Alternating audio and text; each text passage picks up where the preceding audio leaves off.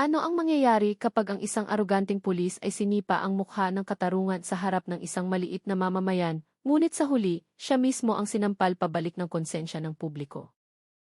Ang totoong kwentong ito na parang katang-isip ay nagsasalaysay tungkol kay Police Staff Sergeant Marco Sandoval, isang mayabang na alagad ng batas na nagmaltrato kay Tata Isko, isang matandang nagtitinda ng kropepe. Isang mapang-abusong kilos ang nagpasiklab sa isang malaking alon ng paglaban, puno ng emosyon, tensyon, at mga sorpresa. Pinatutunayan ng kwentong ito na ang katotohanan ay maaaring madapa, ngunit hindi ito kailanman mamamatay. Kasisikat pa lamang ng araw ng simula ni Tata Isko na padyakin ang kanyang lumang bisikleta, dala-dala ang kanyang panindang kropepek na maayos na nakasalansan sa isang malaking basket na kawayan sa likuran. Bagamat lampas na siya sa edad na 55, ang kanyang sigasig na buhayin ang kanyang pamilya ay hindi kailanman humupa. Ang mga kropepek na iyon ay siya mismo ang gumawa sa maliit na kusina ng kanilang bahay, ang tanging pinagkukunan nila ng kabuhayan. Sa pamamagitan ng magiliw na pagbati at tapat ng ngiti, tinahak niya ang mga kalye ng kanilang barangay patungo sa abalang lugar ng palengke ng Quiapo. Ilan sa kanyang mga suki ay naghihintay na sa kanya. Gustong-gusto ng mga bata ang kalansing mula sa takip ng lata na pinapalo niya bilang hudyat na dumarating na ang kanyang paninda. Tata Isko, 2 balot po, sigaw ng isang ginang mula sa kabilang kalsada. Itinigil ni Tata Isko ang kanyang bisikleta, maingat na ibinaba ang mga kropepek.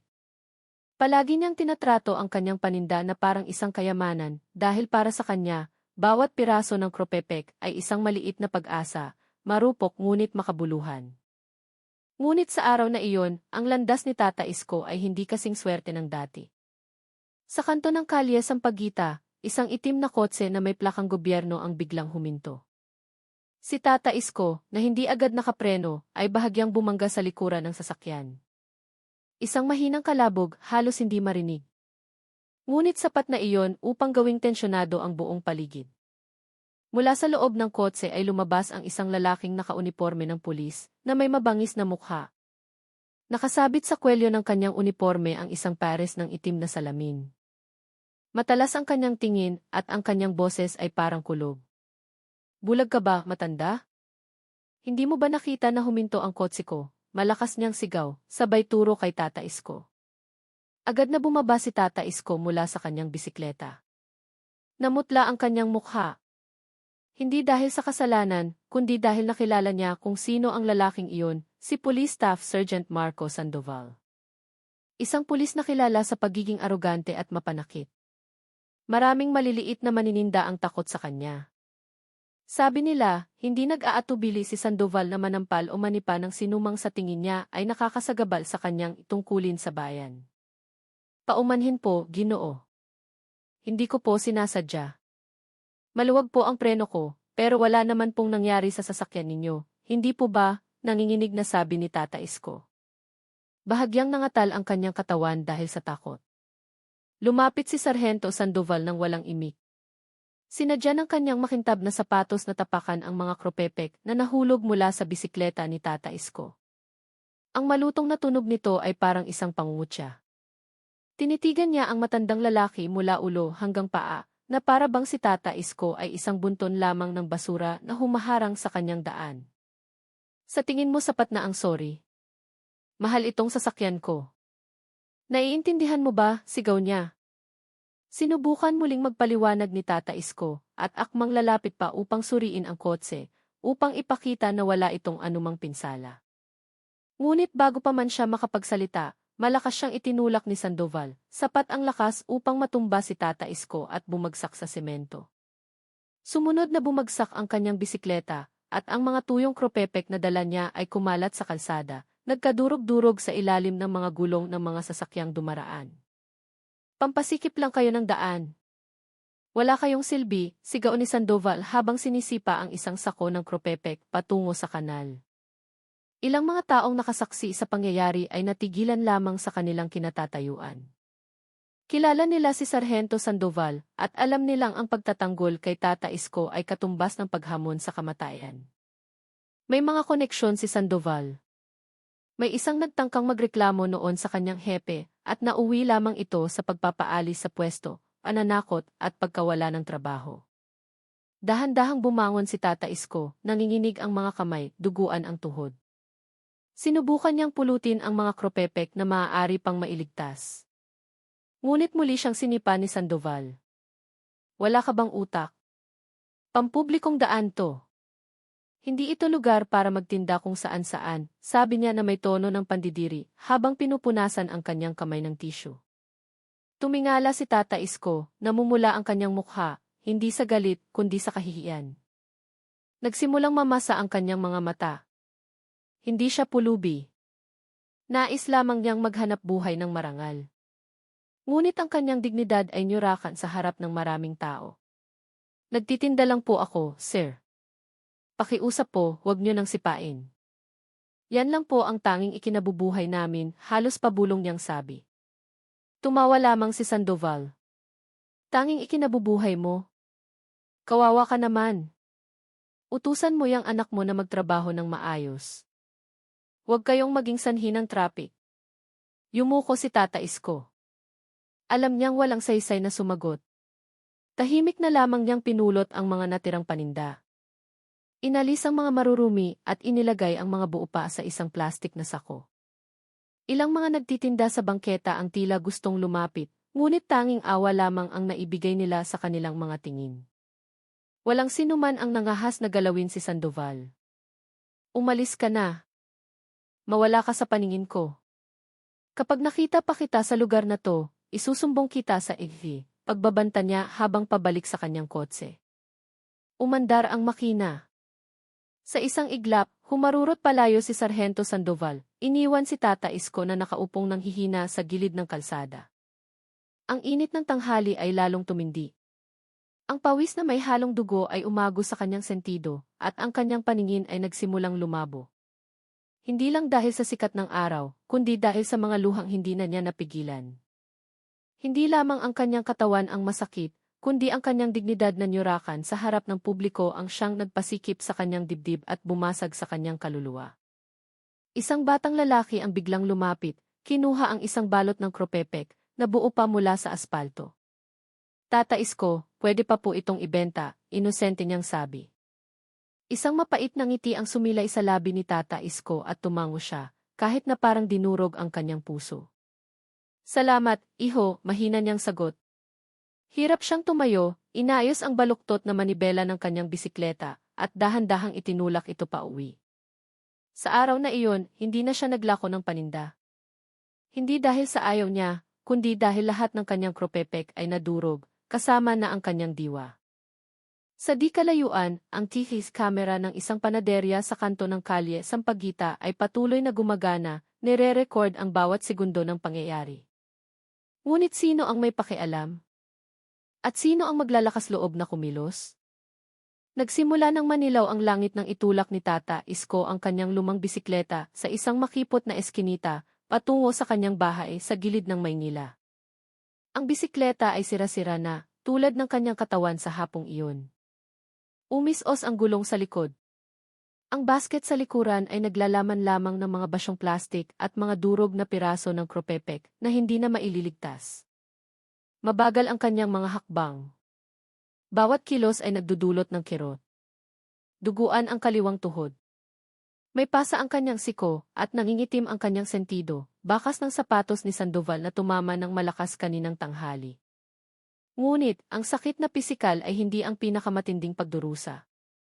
Ang mas masakit ay ang mga tingi ng mga taong nakasaksi sa kanyang pagkapahiya at pagkakabugbog, ngunit pinili na manahimik. Ang mundo ay tila naging napakatahimik at walang katarungan. Nang makarating siya sa harap ng kanilang simpleng bahay, bukas na ang pinto. Isang dalagang nakahisyab at nakaunipormeng pang-opisyal ng militar ang agad na tumakbo palabas nang marinig ang tunog ng gulong ng bisikleta na dumadampi sa graba sa kanilang bakuran. Lolo, Diyos ko po, sigaw niya sa pagkataranta at agad na inalalayan ang matandang katawan patungo sa isang upuang kahoy sa terasa. Siya si Lara Martinez, ang kanyang kaisa-isang apo, isang miyembro ng intelligence unit ng Armed Forces of the Philippines na lihim na naninirahan kasama niya. Para sa mga kapitbahay, si Lara ay isang independent na dalaga na madalas na may trabaho sa labas ng lungsod.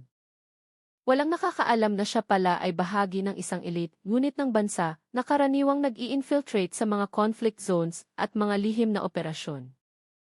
Ngunit sa sandaling iyon, walang halaga ang lahat ng kanyang katangiang militar. Hindi siya isang sundalo.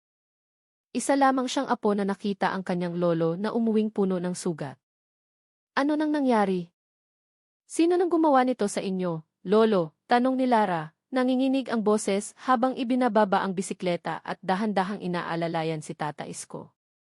Sinubukan ni Tata Isko nang umiti upang itago ang sakit, ngunit bitak at duguan ang kanyang mga labi. Wala ito, apo. Nadapa lang ako sa daan, mahina niyang pagsisinungaling. Nadapa? Akala niyo ba bata pa ako, lolo? Itinuro ni Lara ang mga pasa sa dibdib at balikat ng kanyang lolo. Bakas to ng sapatos. Natahimik si Tata Isko. Ang kanyang mga mata ay lumayo, nilulunok ang mapait na katotohanan ng walang reklamo. Ngunit hindi na nahimik si Lara. Tumayo siya ng tuwid, tinitigan ang kanyang lolo ng may matalim na tingin. Sabihin niyo, lolo, sino ang gumawa nito? Ngayon din ni. Ilang segundo ng katahimikan ang lumipas bago tuluyang sumuko si Tata Isko.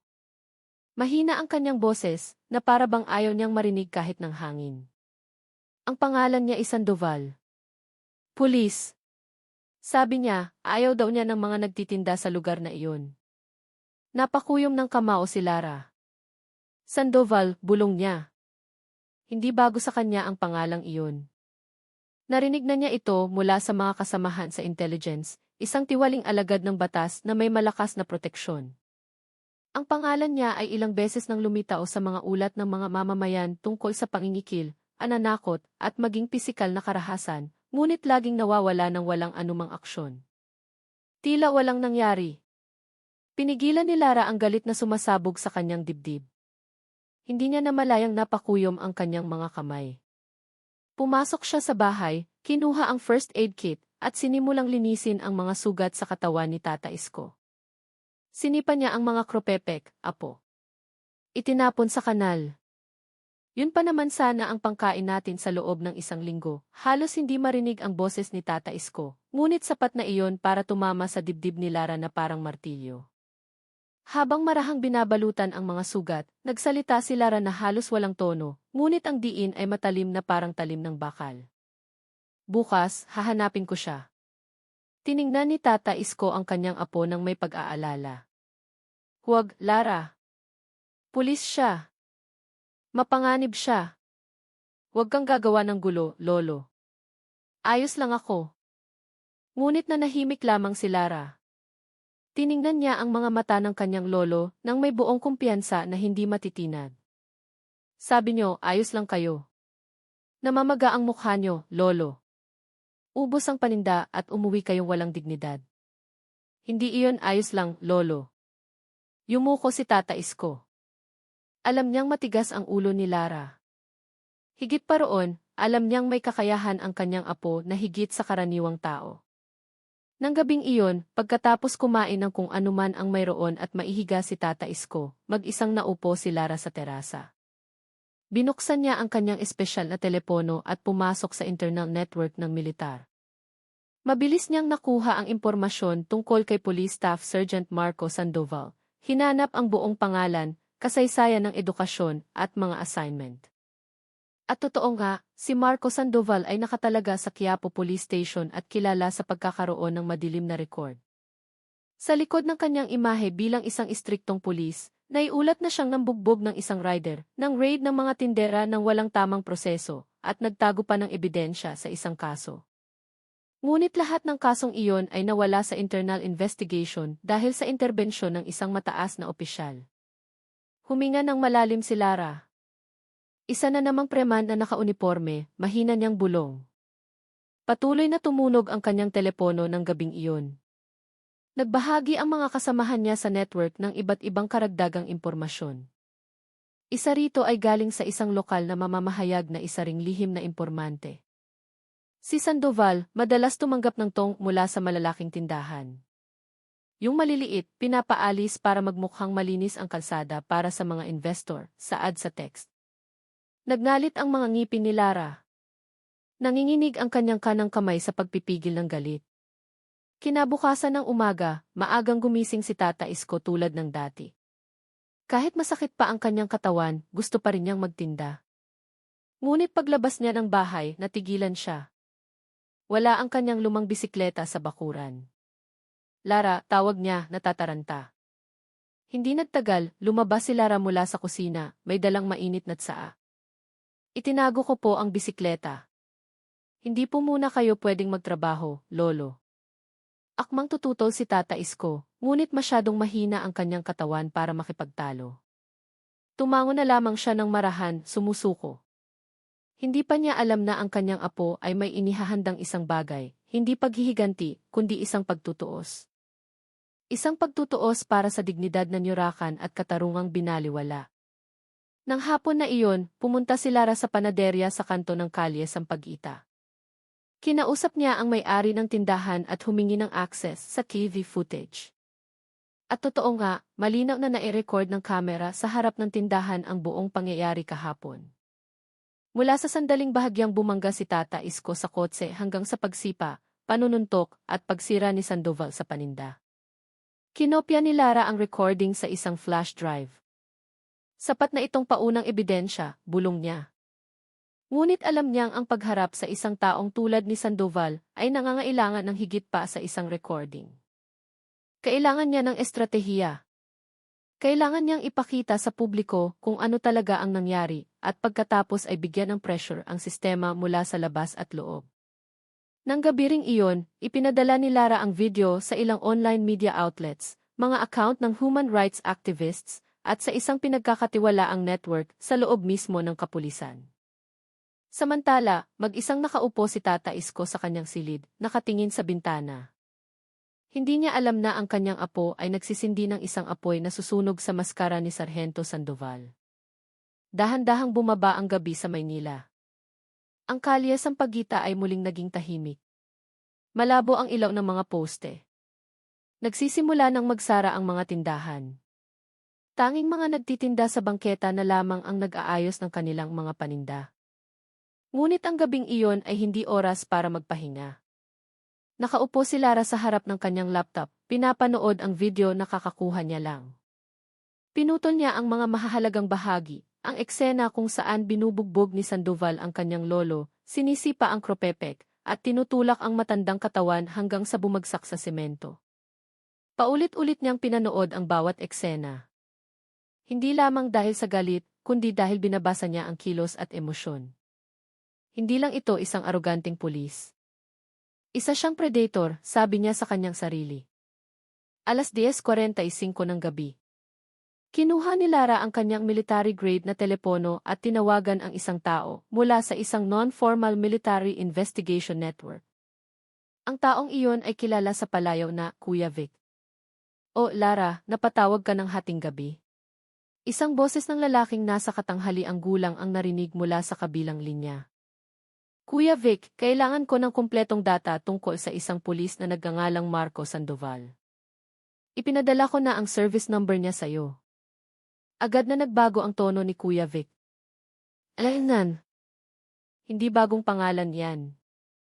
Maghintay ka ng kalahating oras." "Pero seryoso ba to? May pader na nakapalibot sa taong yan." Sumagot si Lara ng may matalim na tono. "Gigibain ko ang pader na yan. Dahan-dahan. Hindi ito tungkol sa paghihiganti." Binugbog niya ang isang maliit na mamamayan at nyurakan ang dignidad. "Pakikamusta mo na lang ako sa taong sinaktan niya." "Sige, hahanapin ko ang data." Habang naghihintay ng ulat, binuksan ni Lara ang social media account ni Sandoval. Sa unang tingin, mukha siyang isang huwarang mamamayan, mga larawan na nakauniporme, sumasali sa mga community service, at paminsan-minsan ay nagpo-post ng mga sermon mula sa simbahan at pamimigay ng relief goods. Ngunit nang basahin ni Lara ang mga komento sa mga lumang post, natuklasan niya ang isang kahina-hinalang pattern. Maraming mga mapanuyang komento, ang ilan ay nabura na, ngunit ang digital footprint ay nahuli pa rin ang archival extension na naka-install sa kanyang browser. Mga komentong tulad ng namimigay ng relief goods para sa image. Pero ang totoo, mahilig mangumpiska ng paninda ng mga nanay, o masungit yan kapag hindi nasunod ang gusto. May isa pang nagsulat, kung hindi lang kaibigan ng hepe, matagal na iyang sinibak. Eksaktong 11:00 ng gabi, dumating ang ulat mula kay Kuya Vic. Lara, heto na. Marco Sandoval, 38 taong gulang, nagtapos sa Police Academy noong 2007. Na-assign sa 2 lugar, Bulacan at ngayon, Maynila. Noong 2021, na-deactivate pansamantala dahil sa kaso ng pananakit, pero na-reactivate noong 2022. Malakas ang hinala na protektado siya ng dating hepe ng presinto. Napigil ni Lara ang kanyang hininga.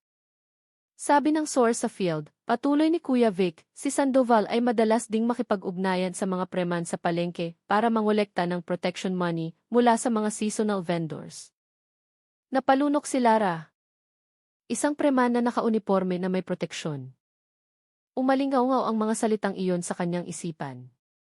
Ngunit ang pinakagulat-gulat na impormasyon ay nasa huling linya.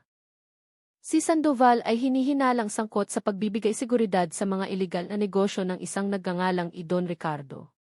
Ang pangalang iyon ay agad na nagpatigil kay Lara. Hindi bago sa kanya si Don Ricardo. Sa mundo ng anino, si Ricardo ay kilala bilang isang madulas na tao. Sa labas, mayroon siyang mga legal na negosyo tulad ng kalakalan at security agency.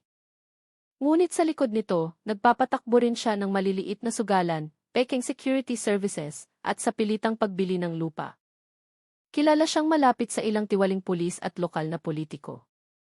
Kaya pala mas malaki ito kaysa sa simpleng preman sa palengke, bulong ni Lara sa sarili. Kinabukasan, nagpanggap si Lara bilang isang freelance journalist. Pinuntahan niya ang palengke ng Quiapo. Sinabi niyang gumagawa siya ng isang reportahe tungkol sa pagtrato ng mga otoridad sa maliliit na manininda. Karamihan sa mga vendor ay ayaw magsalita.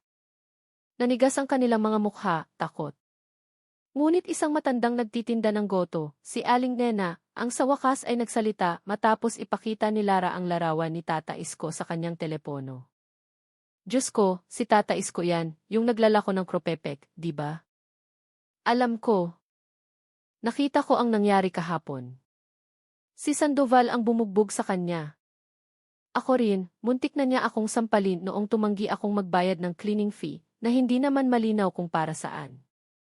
Isinulat lahat ni Lara. Bawat salita ni Aling Nena ay parang piraso ng katotohanan na nagpapatibay sa mga datos na hawak na niya. Kaming maliliit na tindera, wala kaming proteksyon, iha. Ang pagpipilian lang namin ay magbayad at sumunod o paalisin. Si Sandoval ay isang kasangkapan lang. May mas malaki sa likod niya.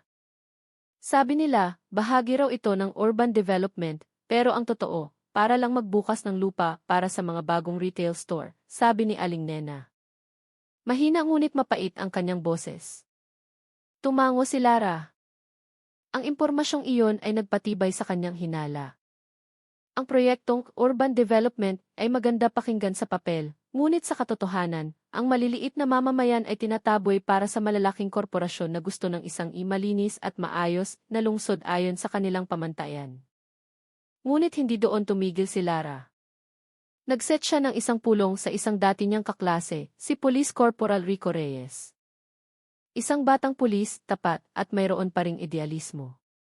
Nagkita sila sa isang tahimik na kapihan sa isang sulok ng gabi.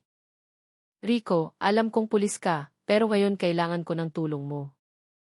Hindi bilang kaibigan, kundi bilang isang alagad ng batas na naniniwala pa sa katarungan. Tinitigan siya ni Rico ng seryoso. Tungkol ba to kay Sandoval? Tumango si Lara. Wala akong matibay na ebidensya, pero maraming junior na pulis ang takot sa kanya. Mahilig siyang magbanta, sinasabing may backer siya. May isang kaso pa nga ng pangingikil na itinigil sa kalagitnaan ng investigasyon, mahinang sabi ni Rico. So alam mong may problema sa kanya pero walang nangangahas magsalita, tanong ni Lara. Yumuko si Rico. Kasi kapag nagsalita kami, maaari kaming ilipat o patahimikin ang sistema. Tinitigan siya ni Lara ng malalim. Rico, may video ako. Malinaw na ebidensya. I-viral ko to.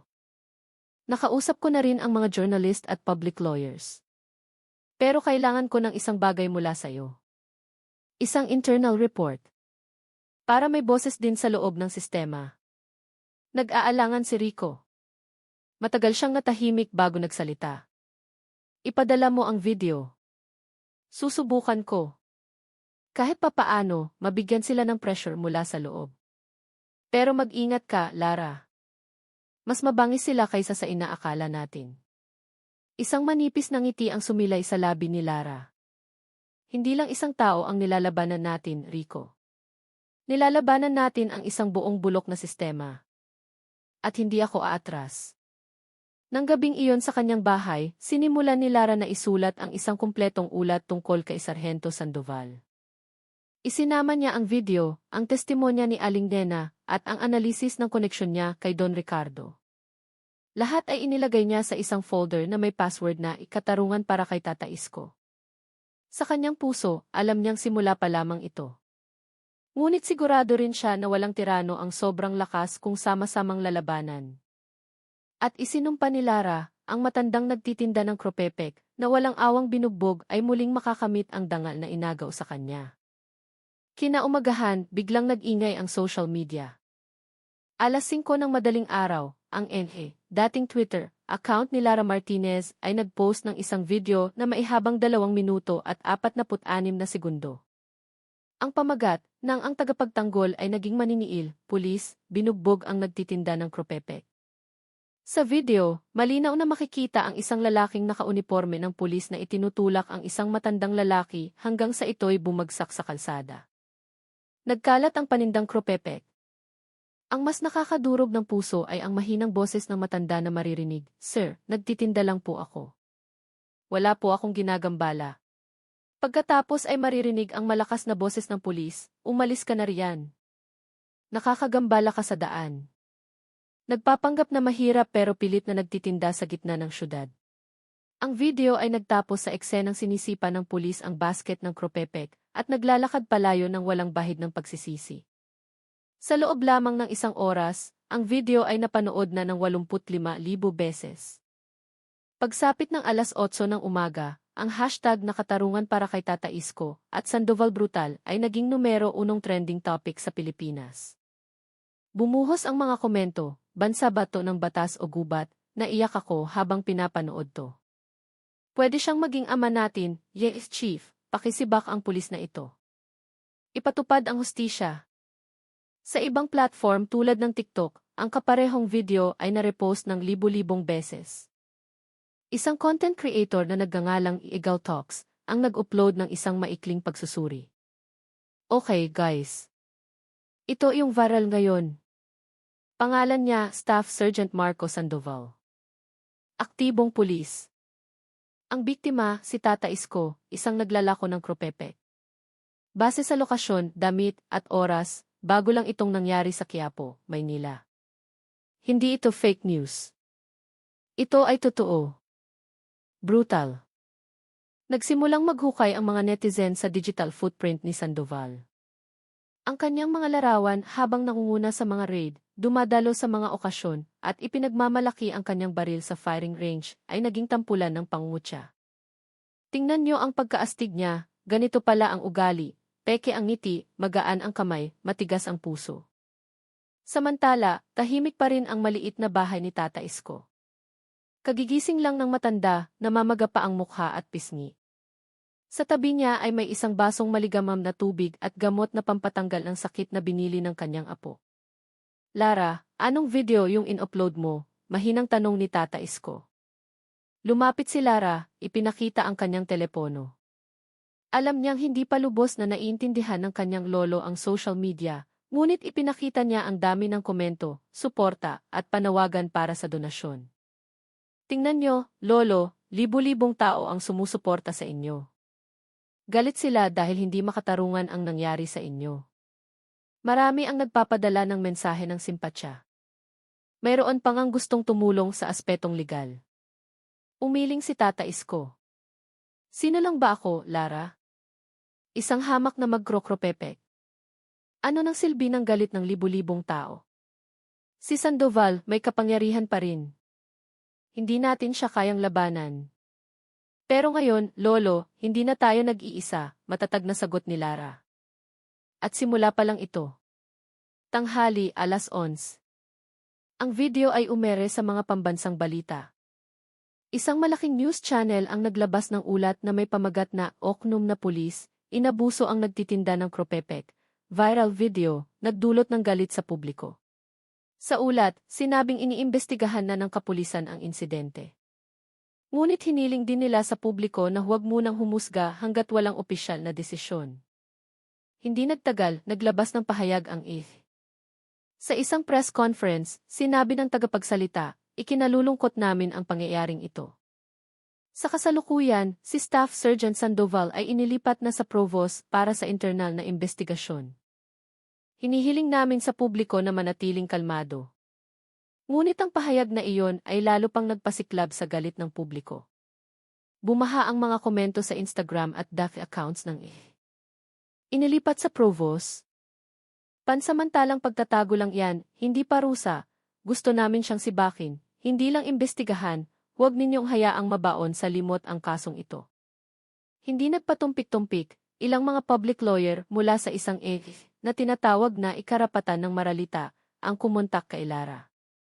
Inalok nila ang kanilang serbisyo para samahan si Tata Isko sa legal na laban. Handa kaming magsampa ng kasong kriminal. Article 282 ng Revised Penal Code. Physical injuries na may aggravating circumstance dahil ginawa ng isang alagad ng batas, sabi ng isa sa mga abogado. Tinanggap ni Lara ang alok. Alam niyang hindi sapat ang opinyon ng publiko sa laban na ito. Kailangang may legal na hakbang na gawin. Samantala, si Sandoval ay nasa kanyang bahay. Tensyonado at balisa. Pinatay niya lahat ng notifikasyon sa kanyang telepono. Dose-dosenang mensahe ang pumasok mula sa kanyang hepe, mga kasamahan at mga dating kaibigan. Lahat ay iisa ang tanong. Tol, ikaw ba yung nasa video, pinag-uusapan ka ng mga netizen, viral na viral, sira ka, Sandoval. Maling tao ang binangga mo. Hinampas ni Sandoval ang mesa. Sira na ang imahe ko. Dahil lang sa isang pipitsuging reporter, sigaw niya sa galit. Ngunit hindi niya alam na ang pipitsuging reporter na iyon ay isang dating sundalo na may malawak na intelligence network. At hindi rin niya alam na ang mga legal na hakbang para idiin siya ay maayos nang inihahanda. Nang gabing iyon, ang video ni Tata Isko ay naging tampok sa isang pambansang talk show. Sa screen, bahagyang tinakpan ang mukha ng matanda para sa etika. Ipinaliwanag ni Lara ang kronolohiya ng pangyayari. Isa sa mga guest speaker, isang eksperto sa batas, ang nagsalita ng malakas, kailangan nating itigil ang pagpayag na ang mga institusyon ay nagtatago sa likod ng kanilang uniforme. Ang may sala ay dapat managot sa batas. Hindi dapat magkaroon ng karahasan laban sa maliliit na mamamayan. Nakinig ang publiko. Nagsimulang mag-donate ang mga tao. Sa loob ng 2 araw, ang tulong pinansyal para kay Tata Isko ay umabot na sa halos 1 milyong piso, sapat para sa gasto sa pagpapagamot, pagpapaayos ng bisikleta, at bagong puhunan. Ngunit sa likod ng lahat ng ito, nagsimulang magbanta ang panganib. Nakatanggap si Lara ng isang text mula sa isang hindi kilalang numero. Tigilan mo na si Sandoval. Baka madamay ang pamilya mo. Hindi nagtagal, isang misteryosong motorsiklo ang namataang paikot-ikot sa harap ng kanilang bahay. Nagsimulang mag-alala ang mga kapitbahay. Alam ni Lara na hindi ito simpleng psychological pressure. Isa itong babala. Ngunit hindi siya natinag. Binuksan niya ang kanyang kamera at gumawa ng isang maikling video. Kung may mangyari sa akin o sa lolo ko, alam niyo na kung sino ang may gawa. Huwag nating hayaang manalo ang mga kriminal na nakauniporme. Muling nag-viral ang video na iyon. 1 linggo na ang nakalipas mula nang yumanig sa internet ang video ng pang-aabuso kay Tata Isko. Patuloy na iginigiit ng libu-libong netizen na sibakin at litisin ang aroganteng pulis. Ngunit sa likod ng mga eksena, isang madilim na puwersa ang nagsimulang kumilos. Sa isang saradong silid sa isang gusali ng pulisya, kung saan karaniwang ginaganap ang mga pribadong pulong ng mga senior officer, mga mahihinang boses ang nagsimulang magplano. At ang pangalan ni Lara Martinez ay nagsimulang pag-usapan, hindi bilang isang mamamahayag, kundi bilang isang banta. Isang lalaking may ranggong police major ang nakaupo, nakakrus ang mga braso. Tensyonado ang kanyang mukha. Siya si Major Leo Vargas, ang direktang superior ni Sandoval.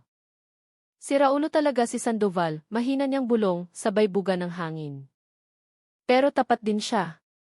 At masyado siyang maraming alam. Tumingin siya sa ibang mga opisyal na nakaupo sa parehong mesa. Isa sa kanila si Captain Bima, isang intelligence officer na kilala sa pagiging mabilis kumilos sa field. Hindi natin pwedeng hayaang lumaki pa ang problemang ito, mariing sabi ni Major Vargas. Kung patuloy na magsasalita ang babaeng yan at magsasampa ng kaso si Tata Isko, baka madawit lahat ng record natin.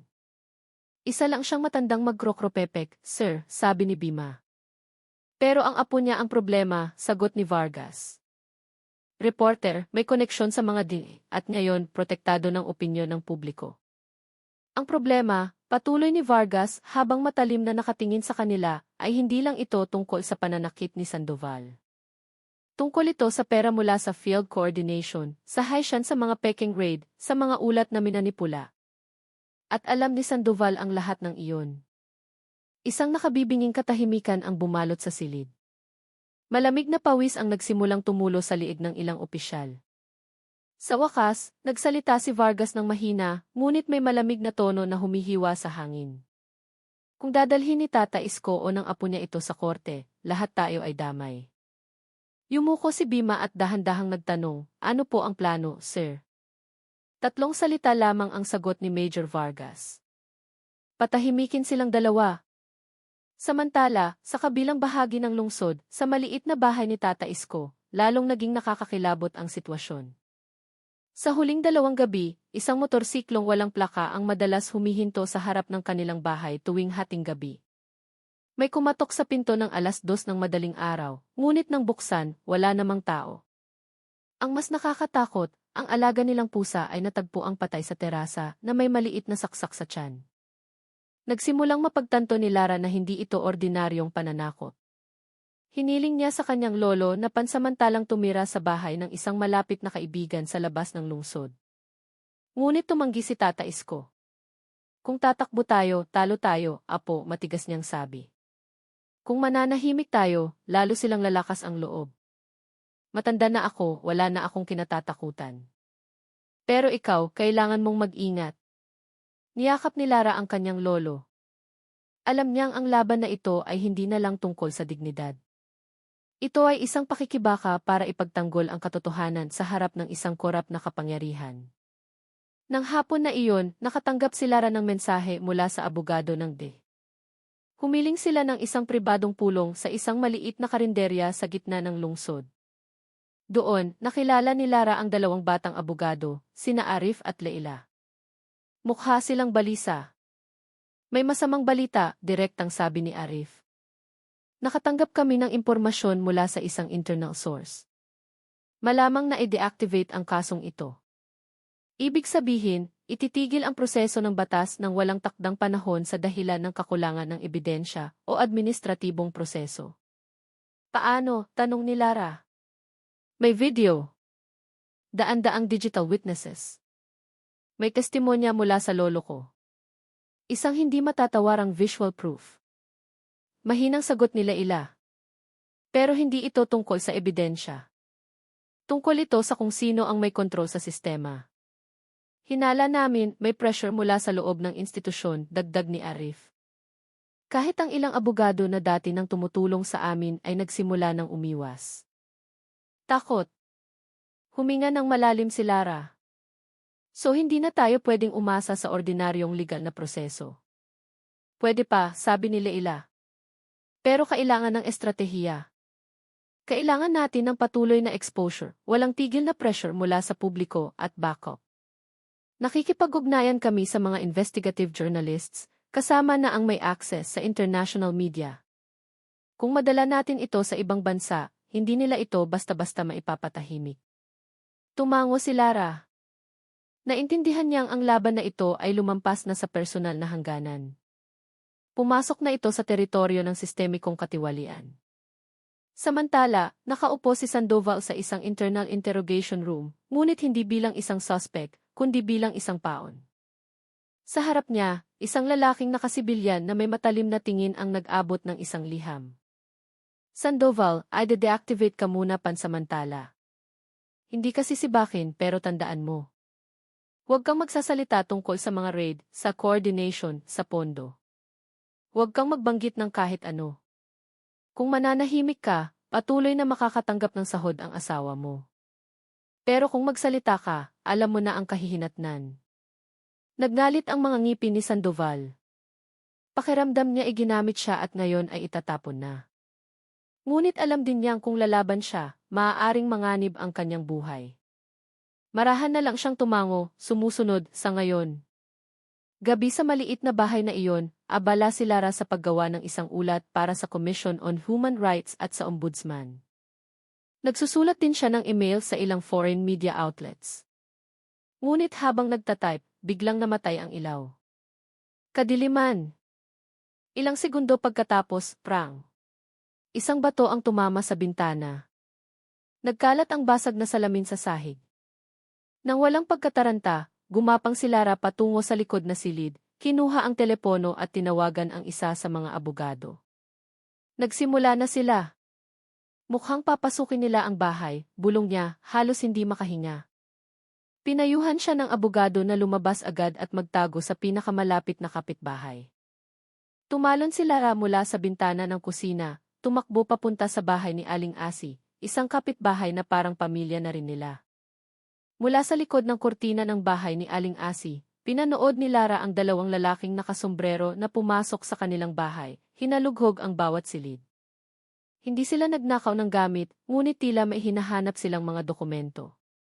Gusto nilang kunin ang data, bulong ni Lara. Nalaman niyang ang mga orihinal na ulat, larawan, at panayam sa mga saksi ay nasa bahay pa.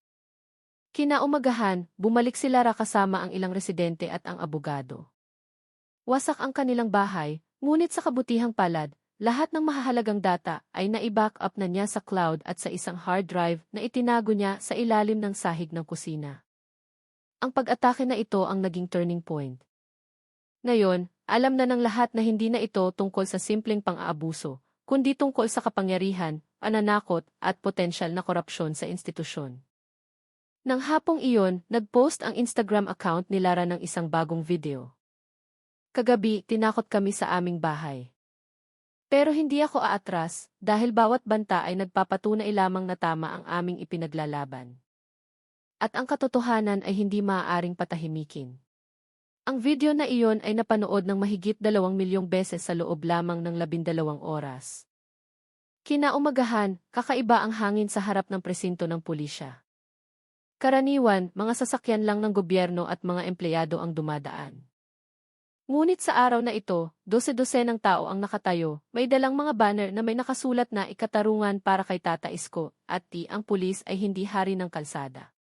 Nakasuot sila ng mga sombrerong gawa sa dahon ng niyog, may dalang kropepek bilang simbolo, at matatag na nakatayo sa ilalim ng sikat ng araw.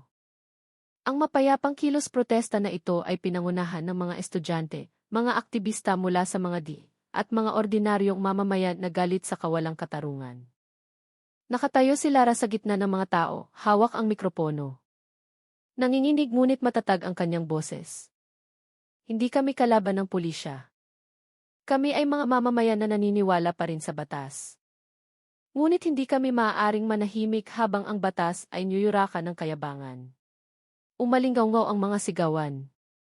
Ang kilos protesta ay live na isinahimpapawid sa isang independent na YouTube channel at sa mga social media accounts ng mga aktivista. Sa likod ni Lara, nakaupo si Tata Isko sa isang wheelchair. May mga pasa pa rin sa kanyang mukha, ngunit matalim ang kanyang tingin. Hawak niya ang kamay ng kanyang apo. Kailanman ay hindi niya naisip na mula sa isang minamaliit na magkrokropepek, siya ngayon ay magiging simbolo ng paglaban ng maliliit na tao laban sa inhustisya. Samantala, sa loob ng gusali ng pulisya, pinapanood ng mga opisyal ang live broadcast sa isang monitor. Delikado na ito, sir, bulong ng isang opisyal.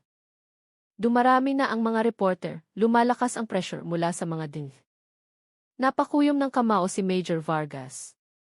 Alam niyang kung hahayaan niya ang sitwasyon, manganganib ang kanyang posisyon, at baka mag-trigger pa ng investigasyon sa mga lumang kaso. Magpakalat kayo ng narrative, utos ni Vargas. Palabasin ninyong may bahid politika ito. Sabihin ninyong pinapakilos ito ng mga kalaban sa politika o ng mga dayuhang grupo.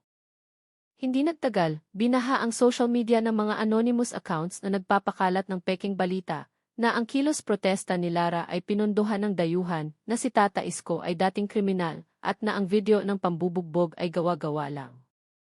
Ngunit matalino na ang publiko. Marami ang bumatikos pabalik, naglabas ng mga katotohanan at ebidensya ng konspirasyon. Sa universidad kung saan nag-aral si Lara, lalong lumakas ang suporta. Bumuo ang mga estudyante ng Ki-Alyansa ng Mamamayan para sa Katarungan. Ang kanilang online petition ay umabot sa 1,000,000 lagda sa loob lamang ng 3 araw. Nagsimula ng magsalita ang ilang mga kilalang personalidad. Isang retiradong general ang nagsulat sa media, kapag sinasaktan ng alagad ng batas ang taong bayan ng walang pagsisisi, sinasaktan ng Estado ang puso ng Katarungan.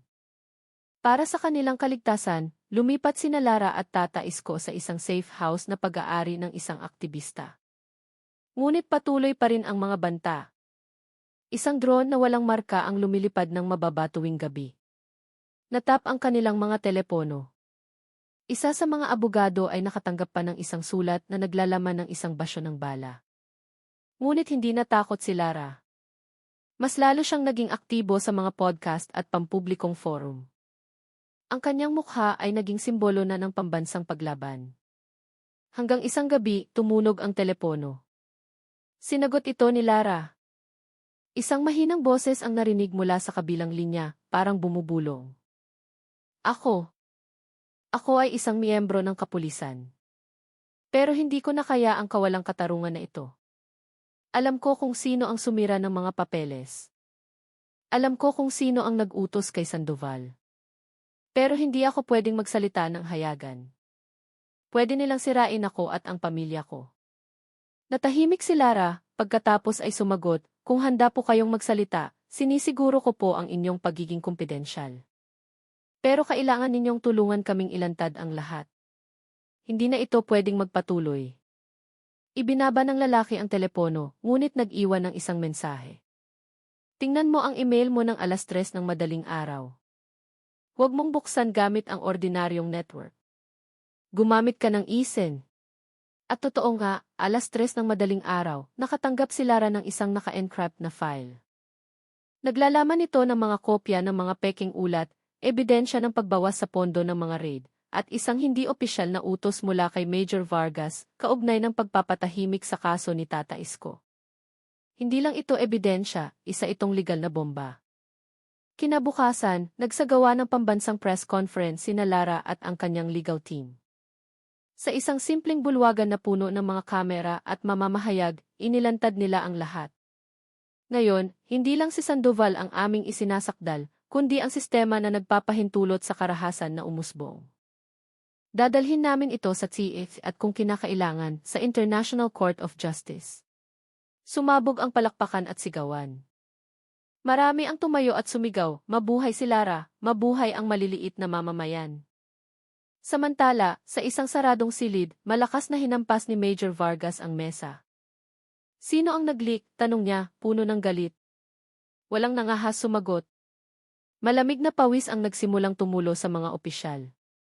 Alam ni Vargas na paubos na ang kanyang oras. Kung isa-isang mabubuklat ang mga katotohanan, hindi lang ang kanyang karera ang matatapos, kundi pati na rin ang kanyang kalayaan. Ang kalaban niya ngayon ay hindi na lang apo ng isang magkrokropepek, kundi ang boses ng taong bayan na nagising na. Sa pambansang telebisyon, nakaupo si Tata Isko sa isang simpleng upuan, ini-interview ng isang mamamahayag. Sa mahinang boses ngunit may paninindigan, sinabi niya, matanda na po ako, isang magkrokropepek. Pero hindi po ako mangmang. Alam ko po kung ano ang tama at kung ano ang mali. Kung ang boses ko ay makapagpagising kahit isang tao lang, sapat na po iyon. Nang umagang iyon, kulay abo ang langit. Tila alam nitong may paparating na bagyo, hindi bagyo ng kalikasan, kundi bagyo ng katotohanan na handang walisin ang mga maskara na matagal nang nagtatago sa likod ng pangalan ng isang institusyon. Sa gusali ng Internal Affairs Service ng EHI, ang conference room ay puno ng mga mamamahayag, mikropono, kamera, at mga ilaw. Lahat ay nakatutok sa pangunahing mesa kung saan nakaupo ang pinagsanib na team ng investigasyon mula sa SIS, Ombudsman, at PNPS. Binuksan ni Police Colonel Rendra ang press conference nang may matatag na boses. Nakakalap na kami ng mga ebidensya, kasama na ang mga dokumento, recordings, at testimonya mula sa iba't ibang panig, kabilang na mula sa loob mismo ng kapulisan. Ngayon, i-aanunsyo namin ang paunang resulta ng aming investigasyon, kaugnay ng pang-aabuso kay Ginoong Isko at ang hinala ng pag-abuso sa kapangyarihan ng ilang mataas na opisyal. Biglang tumahimik ang silid. Pagkatapos ay nagpatuloy si Rendra. Natuklasan namin na mayroong verbal na utos mula kay Major Leo Vargas, kay Staff Sergeant Sandoval na magsagawa ng controlled repressive actions laban sa mga sibilyan na itinuturing na nakakasagabal sa mga raid. Ngunit ang mga raid na iyon ay hindi sumunod sa tamang proseso at hindi opisyal na naitala. Nagkagulo ang mga mamamahayag. Ibig sabihin, illegal ang mga raid na iyon, ang pondo ba ng mga raid ay ninakaw din, sino-sino pa ang sangkot? Tumango si Rendra. Nakakita rin kami ng matibay na indikasyon ng korupsyon sa pondo ng operasyon at manipulasyon sa mga ulat. Ang thesis data na dating nawawala ay bahagyang na-recover. Sa recording, malinaw na makikita ang pagsipa at panununtok ni Sandoval sa biktima ng walang legal na basehan. Sa kanilang pinagtataguan, nakaupo si Tata Isko sa harap ng SIHI, kasama si Lara at ang legal team. Matagal siyang natahimik. Namasa ang kanyang mga mata, hindi dahil sa lungkot, kundi dahil sa labis na ginhawa matapos ang matagal na pananahimik. Akala ko mamamatay na ako sa ganitong kawalang katarungan, bulong niya. Pero may mga nagmamalasakit pa pala. Hinawakan ni Lara ng mahigpit ang kamay ng kanyang lolo. Hindi pa po ito tapos, lolo. Nagsisimula pa lang po tayo. Sa opisina ni Major Vargas, biglang nagbago ang lahat. 3 sasakyan ng pulis ang pumasok, dala ang isang arrest warrant. Mukhang balisa si Vargas habang pinupusasan. Konspirasyon ito. Sinisira ninyo ako para sa imahe. Walang alam ang taong bayan. Ngunit hindi na naniwala ang publiko. Nag-viral ang video ng kanyang pagkakaaresto. Sa social media, naging trending topic ang hashtag na uniforme hindi panangga. Samantala, nakaupo si Sandoval sa interrogation room. Maputla ang kanyang mukha, wala na ang bangis tulad noong sinisipan niya ang kropepek. Nanginginig siya habang ipinapalabas ng investigador ang video ng kanyang ginawa. Sumusunod lang po ako sa utos, mahina niyang bulong. Akala ko po, normal lang yun. Madalas pong mangyari ang ganoon. Hindi po si Tata Isko ang unang biktima. Ang pangungusap na iyon ay nagdulot ng kaguluhan. Ang kanyang mga salita ay nagbukas ng mga lumang libingan ng karahasan na matagal nang tinakpan at hindi nabigyan ng hustisya. Sa parehong araw, isang dating babaeng pulis na ngayon ay isang public lawyer na ang lumabas sa isang eksklusibong panayam. Umalis ako sa serbisyo dahil hindi ko na kinaya ang manipulasyon ng data, ananakot sa mga biktima, at ang mga may sala na sila pa ang napopromote, sabi niya. Ang ginawa ni Sandoval ay isa lamang sa daan-daang kaso na matagal nang nakatago. Panahon na para buksan ang mga ito. Binanggit niya ang isang listahan ng mga pangalan at kaso na lihim niyang inipon sa loob ng maraming taon, mula sa pagpapahirap sa mga preso, pangingikil sa maliliit na tindahan, hanggang sa pagpapatahimik sa mga aktivista. Ilan dito ay direktang konektado sa network ni Major Vargas. Hindi na nahimik ang taong bayan. Bumuo ang mamamayan ng isang kilusan laban sa karahasan ng mga otoridad. Nag-organisa sila ng mga pampublikong talakayan, nakipag-ugnayan sa mga lider ng relihiyon at kabataan, at bumuo ng isang independent monitoring team. Sa isang malawak na espasyo, libu-libong tao ang nagsagawa ng isang mapayapang kilos protesta. Nagdala sila ng mga larawan ni Tata Isko, naglagay ng kropepek sa kalsada, at isa-isang pinulot ito habang sumisigaw, "Kropepek namin, dignidad namin." Ang simbolismong iyon ay yumanig sa puso ng marami. Ngunit may pressure din mula sa loob. Ilang matatapat na pulis ang nagsimulang mabalisa. Naipit sila sa pagitan ng katapatan sa institusyon at sa pagnanais na linisin ang sistema. Isang batang opisyal ang nagsulat ng isang bukas na liham. Pagod na kaming tawaging mga maniniil. Gusto naming magprotekta, hindi manakit. Ngunit hanggat ang sistema ay kontrolado ng mga nang-aabuso sa kapangyarihan, napipilitan kaming manahimik. Panahon na para marinig din ang aming boses. Ang liham na ito ay naging viral at binasa sa isang pambansang forum ng mga estudyante. Ang suporta para sa mga matatapat na pulis ay nagsimulang dumating mula sa iba't ibang dako. Inimbitahan si Lara sa isang pambansang debate sa telebisyon.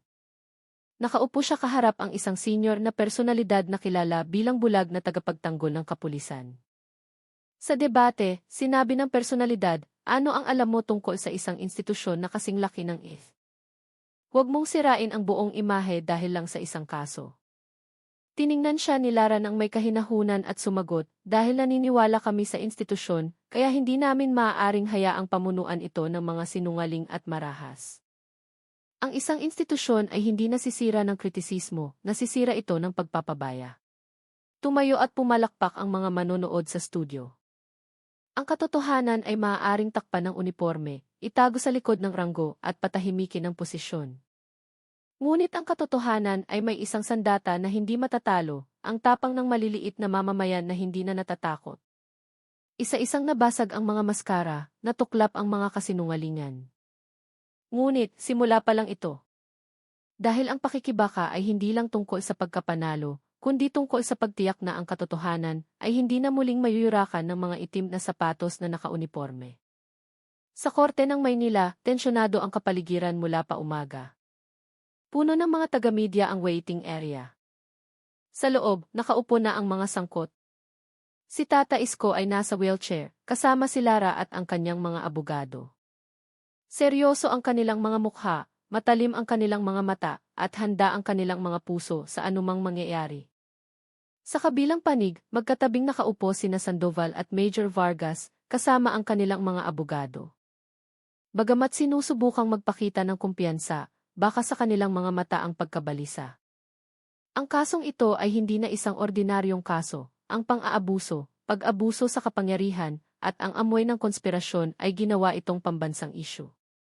Hinampas ng punong hukom, isang lalaking nasa katanghali ang gulang na nagngangalang Hendra, ang kanyang martilyo. Opisyal nang binubuksan ang paglilitis sa kasong ito. Hinihiling sa lahat na panatilihin ang kaayusan at igalang ang proseso ng batas. Tumingin si Tata Isko sa hukom ng may pag-asa. Alam niyang ang katarungan ay hindi isang regalong madaling makuha, ngunit kahit papaano, naglakas loob siyang lumaban.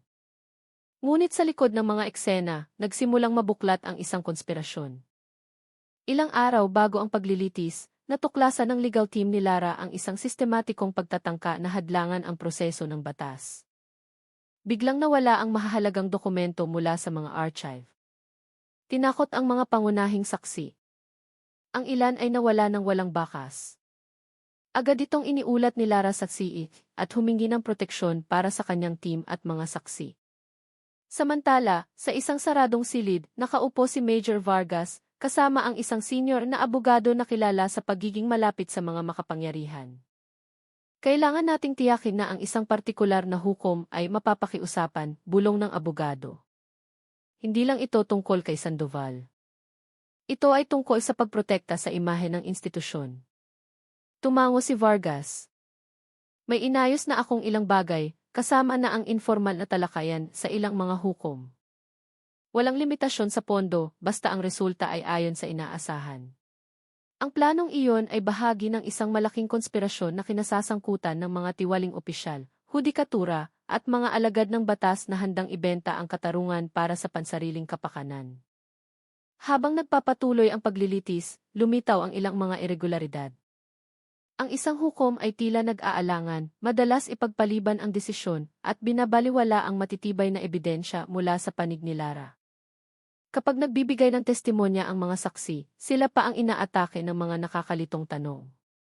Hindi nagbibigay ng proteksyon ang hukom. Ramdam ni Lara ang pressure sa likod ng korte. Isang pressure na totoo, sistematiko at mapanganib. Sa labas, nagsimulang kumalat ang mga tsismis. Luto na ang kasong ito. Nagsimulang mawala ng tiwala ang publiko sa proseso ng hudikatura. Ngunit hindi lahat ay sumuko. Isang batang taga-usig, si Fiscal Adrian, na bagong assign sa kaso, ang nagpakita ng tapang. Naniniwala akong may puwang pa para sa katarungan. Kailangan nating labanan ang pressure at gawin ang ating tungkulin ng may integridad. Nagsumikap si Fiscal Adrian na mangalap ng karagdagang ebidensya at iulat ang lahat ng pressure sa kanyang mga superior. Isang gabi, nakatanggap si Lara ng isang misteryosong pakete. Naglalaman ito ng mga lihim na dokumento, kasama na ang isang recording ng pag-uusap na nagpapakita ng negosasyon at suhulan sa pagitan ni Major Vargas at ilang tiwaling opisyal ng korte. Ang dokumentong iyon ay ang pangunahing ebidensya, isang legal na bomba na maaaring pasabugin ang buong konspirasyon. Ngunit hindi madali itong ilantad. Nang susubukan na ni Lara na isumite ang ebidensya, may mga sistematikong pagtatangka na pigilan ito.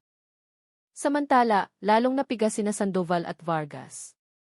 Sinubukan nilang suhulan ang ilang mamamahayag para bumuo ng peking opinyon sa media at takutin ang pamilya ni Tata Isko para iatras ang kaso. Ngunit lalong lumakas ang pagkakaisa ng taong bayan at ng independent media, tinatanggihan ang lahat ng uri ng pressure at manipulasyon. Nagpatuloy ang paglilitis, mainit at puno ng tensyon. Nagtagumpay ang legal team ni Tata Isko na ilantad ang ilang kasinungalingan mula sa panig ng depensa at magpakita ng mga bagong ebidensya na nagpahiya sa mga nasa kapangyarihan. Ang publiko na nanonood mula sa labas ay nagsisigawan sa tuwing may katotohanang nabubunyag. Sa huling bahagi, naharap sina Vargas at Sandoval sa isang mahirap na pagpipilian, magpatuloy sa pagsisinungaling para iligtas ang sarili, o aminin ang pagkakamali at tanggapin ang kahihinatnan.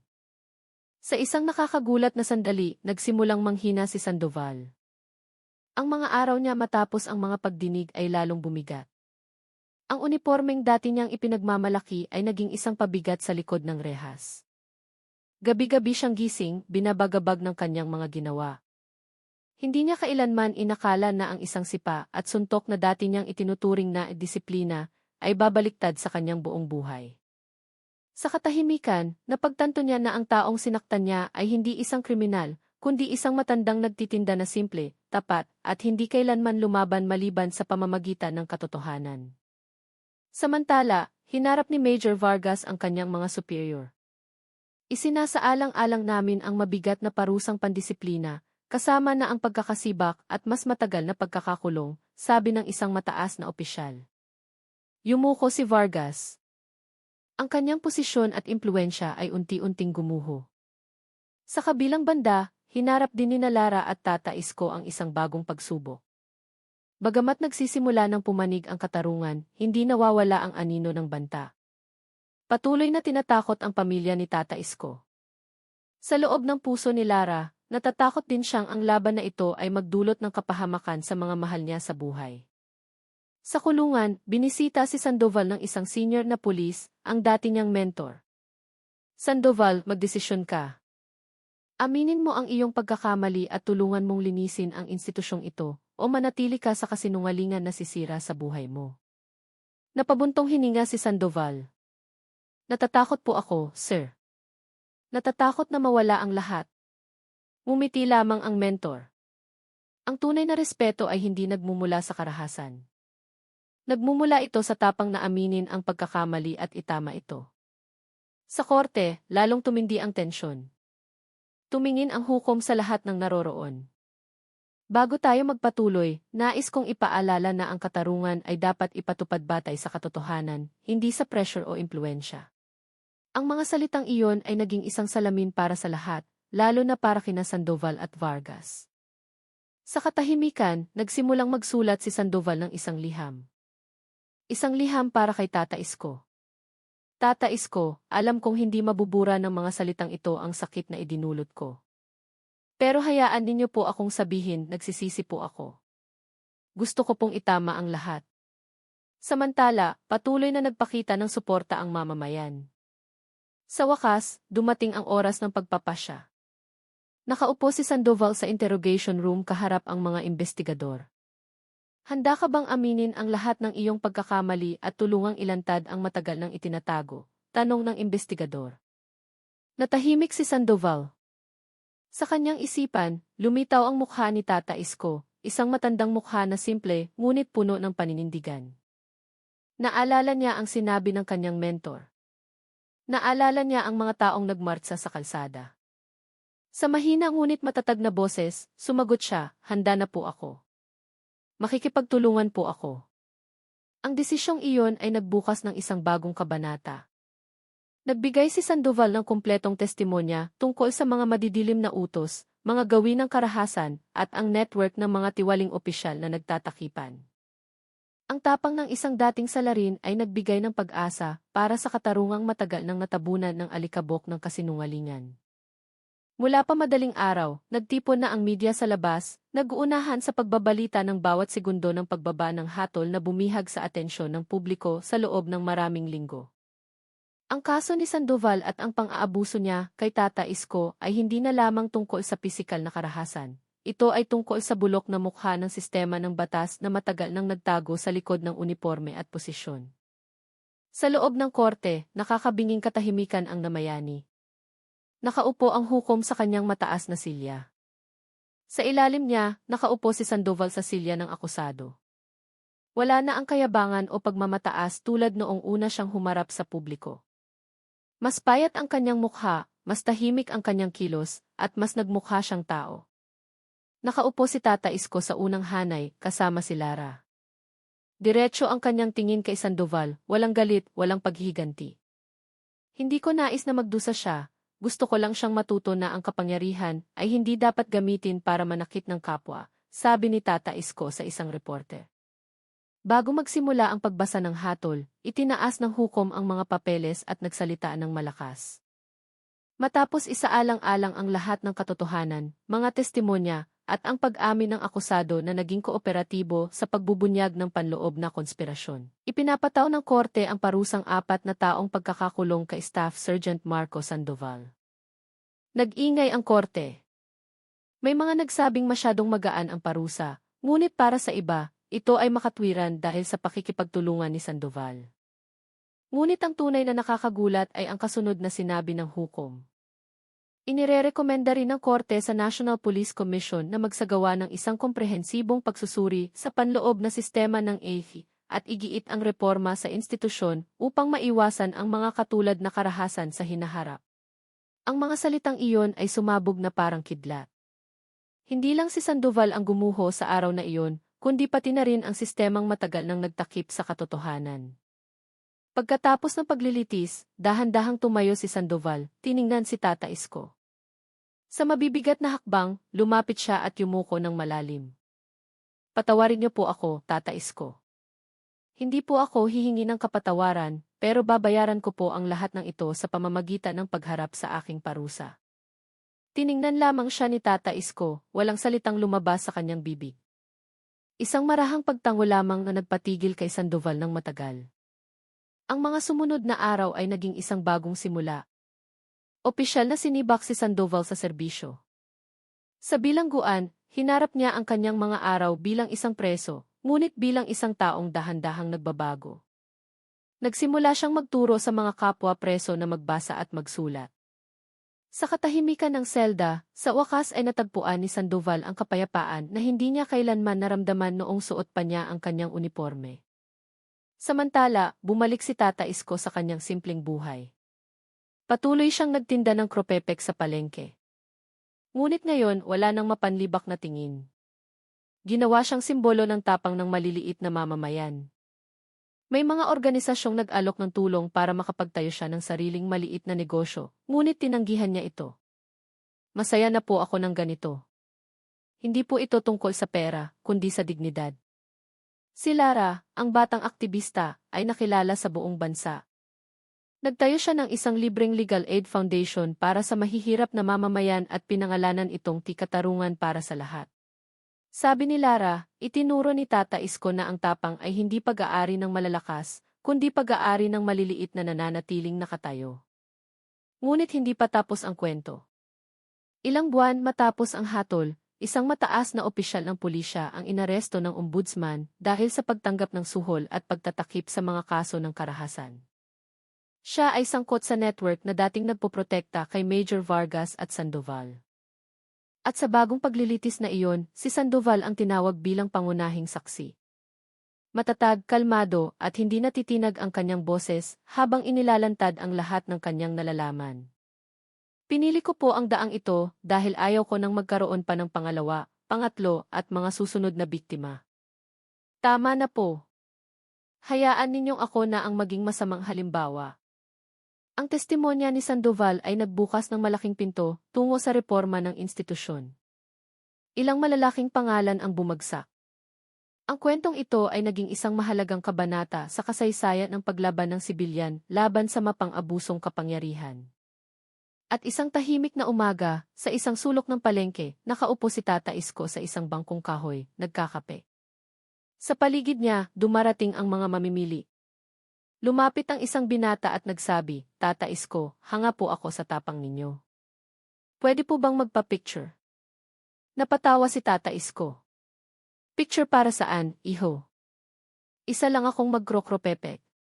Ngumiti ang binata, ngunit sa kanyang puso, alam niyang ang nagpabago sa takbo ng kasaysayan ay hindi ang mga malalaking taong nakatayo sa entablado, kundi ang maliliit na taong nananatiling nakatayo sa gitna ng bagyo. At kapag ang katotohanan ay sa wakas ay natagpuan ang kanyang boses, walang uniforme, posisyon, o kapangyarihan ang makapagpapatahimik dito. Bumalik si Sandoval sa kanyang selda ng gabing iyon, walang uniforme, walang ranggo. Ngunit sa unang pagkakataon may mas magaan na puso.